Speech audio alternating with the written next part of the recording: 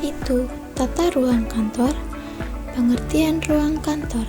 Menurut para ahli, tata ruang kantor dirumuskan sebagai penyusunan perabotan dan alat perlengkapan pada luas lantai yang tersedia. Penentuan mengenai kebutuhan ruang dan penggunaan secara terperinci dari ruang ini untuk menciptakan susunan yang praktis dari faktor fisik yang dianggap perlu sebagai pelaksanaan kerja perkantoran dengan biaya yang layak. Ada beberapa manfaat dari tata ruang. Yang pertama yaitu untuk mencegah penghamburan tenaga dan waktu para pegawai karena berjalan mondar-mandir yang sebetulnya tidak diperlukan.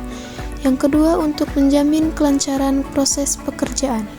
Yang ketiga, memungkinkan penggunaan ruang kerja secara efisien, yaitu suatu luas lantai dapat digunakan untuk keperluan yang sebanyak-banyaknya. Yang terakhir, ada mencegah para pegawai di bagian lain terganggu oleh publik yang akan menemui suatu bagian, menurut G. 1992. Ada juga beberapa tujuan dari tata ruang kantor. Yang pertama yaitu pekerjaan di kantor itu dalam proses pelaksanaannya dapat menempuh jarak yang sependek mungkin. Yang kedua, untuk rangkaian aktivitas tata usaha dapat mengalir secara lancar. Yang ketiga, segenap ruang digunakan secara efisien untuk keperluan pekerjaan. Yang keempat, kesehatan dan kepuasan kerja para pegawai dapat terpelihara. Yang kelima, pengawasan terhadap pekerjaan dapat berlangsung secara memuaskan. Yang keenam, pihak luar yang mengunjungi kantor yang bersangkutan mendapat kesan yang baik tentang organisasi tersebut. Yang terakhir yaitu, susunan tempat kerja dapat dipergunakan untuk berbagai pekerjaan dan mudah diubah-ubah sewaktu-waktu diperlukan. Menurut G. 1992. Juga beberapa bentuk macam tata ruang kantor. Di antaranya yaitu tata ruang terbuka, yaitu ruangan pimpinan dan para pegawainya berada dalam satu ruangan terbuka tanpa adanya sekat pemisah. Ada juga tata ruang tertutup atau terpisah, yaitu susunan tata ruang ini dibagi dalam kamar-kamar atau ruangan terpisah. Kamar atau ruangan ini pada umumnya dipisahkan berdasarkan pelaksanaan fungsi tiap-tiap sesi atau bagian. Ada juga tata ruang gabungan, kombinasi antara tata ruang terbuka dan tertutup. Untuk tetap menjaga wibawa pimpinan, maka dibuatlah satu ruang kerja untuk seorang pimpinan. Adapun para pegawai ditempatkan dalam satu ruang kerja sehingga sistem pengawasan lebih mudah untuk dilakukan. Ada juga keuntungan dan kelemahan dari tata ruang terbuka. Keuntungannya yaitu untuk memungkinkan terciptanya pengawasan pegawai secara efektif. Penataan ruang mudah dan praktis untuk dilakukan. Hubungan antar pegawai serta pimpinan dapat terjalin lebih erat sehingga memudahkan untuk membangun kerjasama. Penggunaan ruangan dapat dilakukan secara efektif dan efisien. Biaya pengadaan peralatan kantor dapat diminimalisir. Ada juga kelemahannya yaitu tingkat kebisingan cukup tinggi karena sekelompok orang berada dalam satu ruangan yang sama. Terpicunya tingkat depresi pegawai karena muncul perasaan adanya pengawasan secara kontinu. Berkurangnya tingkat privasi dan kerahasiaan kerja. Menurunnya wibawa pimpinan, khususnya bagi tamu, karena batas antar pimpinan dan bawahan kurang menonjol. Juga beberapa keuntungan dan kelemahan tata ruang tertutup atau terpisah. Keuntungannya yaitu tingkat privasi dan kerahasiaan terjaga, wibawa pimpinan terasa cukup tinggi, dan konsentrasi kerja masing-masing pegawai terjamin.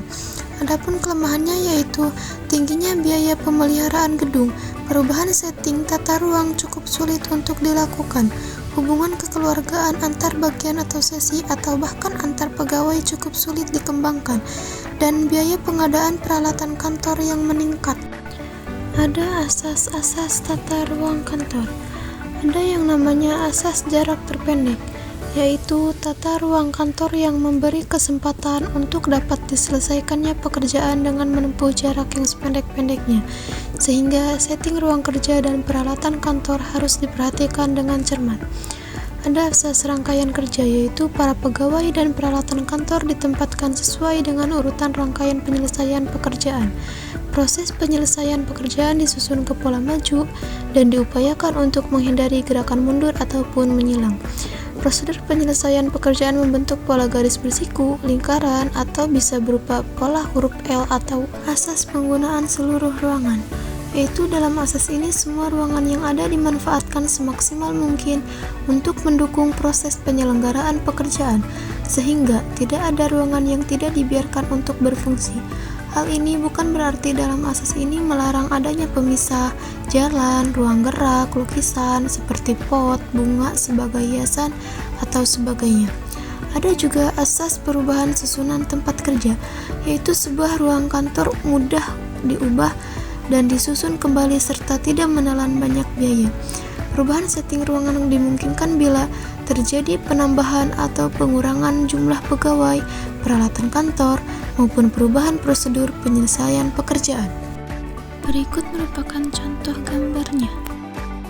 Juga beberapa persyaratan lingkungan fisik seperti kebersihan, luas ruang kantor yang tidak dipenuhi dengan pegawai, suhu udara yang memadai, ventilasi udara, penerangan cahaya, fasilitas kesehatan seperti toilet ataupun ruangan cuci muka atau tangan, sabun, tisu, dan lain-lain, air minum dingin ataupun panas, tempat duduk yang lengkap dengan sandarannya, lantai terlalu licin, sehingga tangga diberi pegangan tangan dan bagian-bagian terbuka diberi pagar.